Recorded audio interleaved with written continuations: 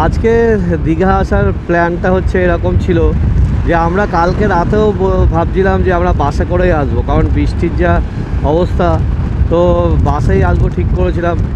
তার জন্য বাসে ঠিক করার পরেও এবার সকালে যখন উঠলাম তখন দেখছি যে আকাশ পুরো পরিষ্কার।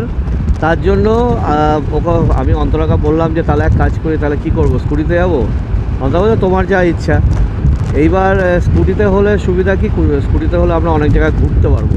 আর যদি আমরা বাসে আসি তো সেক্ষেত্রে কী হবে, আমাদের ওই ধরো হেঁটে হেঁটে ঘুরতে হবে, বা যদি আউটসাইড যেগুলোই যাওয়ার আছে সেগুলো আমরা এর আগেই গিয়েছিলাম, তো এবছরে হয়তো আর যেতে ইচ্ছা করবে না। তার জন্য মানে বাসে একমাত্র বৃষ্টির জন্যই যাওয়ার ইচ্ছা হচ্ছিল, কিন্তু তারপরে দেখলাম যে সকালবেলা উঠে দেখলাম যে বৃষ্টিটা হচ্ছে না, তাই লাস্টে বললাম চলো তাহলে স্কুটি করেই যাবো, তাই স্কুটি করে আসা।